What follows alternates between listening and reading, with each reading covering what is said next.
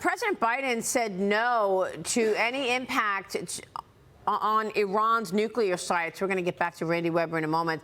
I'm scratching my head here in terms of why President Biden was so adamant, no, we cannot touch Iran's nuclear sites. Jonathan, what do you think? Yeah, it's pretty amazing. Everything he does, he just really exudes weakness on the world stage. And it's amazing to me, every time he has an opportunity, I think, to show strength or to stand up for America or stand up for allies, he always misses the mark. And really, this is probably prolonging this far longer than it needs to be. And it's just, you know, why can't he just say things with clarity and conviction? It's just this mumbling mess, and it doesn't send the right message. It's better. It would be better off if he said nothing, frankly. Yeah, I mean, Congressman, I want to get your take on what you heard from President Biden, because he just said, when answering the question, would you support Israel's response to Iran hitting their nuclear sites? He said the answer is no. So why should we feel like Iran is a responsible player on the global stage to actually have nuclear weaponry? Good morning, Maria. It's unbelievable to me that the president would say, well, I shouldn't say it's unbelievable. That's been his tact all along. Israel has the right to defend itself. For those of us who know history, the way we took out the German regime was we bombed their oil sites. We cut off their infrastructure. We did the things that we had to do because, let's remember, they attacked us. They killed about millions and millions of Jews. Iran is exporting terror. Why do we have to somehow play fair with them? It makes no sense. Yeah, I mean, I don't understand why that's his first answer. No, don't touch their nuclear sites. He's got to explain that. I mean, he really needs to explain that. I mean, that and all the other fires that are happening all across the world, he needs to explain. It's day 3 of this strike, the East and Gulf Coast port strike. Nearly half of American shipping hangs in the balance. Workers are vowing to stay on the picket line until a deal is reached, and Vice President Kamala Harris has voiced her support for the unions on the picket line. She wrote this yesterday: "This strike is about fairness. Foreign-owned shipping companies have made record profits. The longshoremen deserve a fair share of these record profits," as nearly 300 trade associations are now urging President Biden to invoke the Taft-Hartley and stop the strike before it becomes an issue for the economy and national security. Biden claims he will not invoke this law, but he acknowledged that some impacts of the strike are happening. Here's what he said yesterday. Watch. We're getting pushback already. We're hearing from the folks regionally that they're having trouble getting product they need because of the port strike. And look, there's a consortium of basically 6 owners that control all the ports from all the way to the East Coast down around the Gulf. And they've made incredible profits, over 800% profit since the pandemic. And the owners are making tens of millions of dollars in this. The last thing they need is to profit off of this. It's time for them to sit at the table and get this strike done.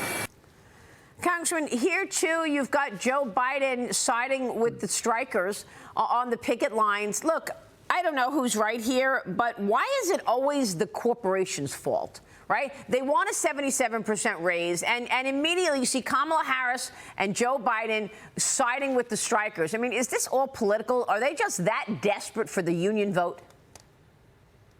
They've been that desperate for a long time, Maria. The Taft-Hartley Act, by the way, was passed in 1947 by Congress over Truman's veto. That's how big of a deal it was. They understood with it when there was a national need for Americans, that there was a time when the president could intervene. But you're going to see Biden and Harris do all these things. It's campaign time, and they're not going to step in on behalf of the American people. They're not going to invoke that for an 80-day cooling off period. They're just not. And that should surprise nobody. I mean, why not? You know, we're actually about to feel the impact of this a crisis in the middle of the other crisis that we're dealing with, the border crisis. We've got a new report which shows several federal agencies did not assess the risk of releasing non-citizens into the country and letting them board domestic flights without ID. Okay, Customs and Border Protection, Immigration, Customs Enforcement, and the Transportation Security Administration, all implicated in this report by the Department of Homeland Security's Inspector General. CBP and ICE accept self-reported biographical information on immigration forms. Can you imagine?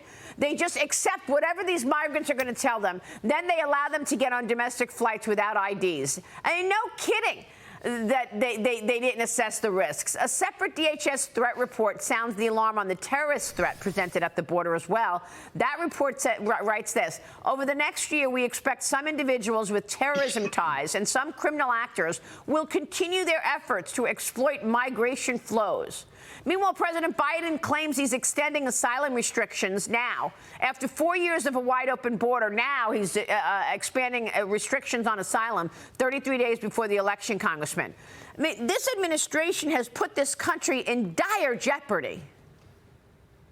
Well, Why? you said it earlier, Maria, that suddenly the president has gotten religion. What he needs is repentance. You know, he needs to come. He needs to have he needs to come back for American people. If you knew all the facts, and I'm sure you all do, as of July 24, more than 7 million illegal aliens are under final orders for removal, but are not detained. They don't know where they are. And you could go through this: the women and the girls that have been raped and tortured, some of them killed. It's unbelievable that this would be their posture. But yes, all of a sudden it's election time, and now he has religion. Too little, too late. For what you reason? And I can't fly like that, Maria. For what reason did he leave these borders wide open? I mean, every American should be outraged. We've had murders, rapes, and we have these people still walking around the country. And now this report from DHS, they all should have accountability for what they've done these last 4 years. Well, absolutely. And the president is at the top of that. Kamala Harris is at the top of that. Supposedly being the border czar. She never went. You remember the infamous, she was talking to some reporter and he says, have you been to the border? And she laughed. And she said, no, but I've not been to Europe either, if you remember that. Yeah, of they course don't I have do. any accountability. They don't have any accountability. They don't care what happens to Americans. Most of us think that they want more people in congressional districts so that they can win more seats. That's it. It's about the vote. Once again, all politics all the time. Forget national security. Forget your safety. Congressman, thank you. Randy Weber joining us this morning. Thank you, and we'll be Maria. right back.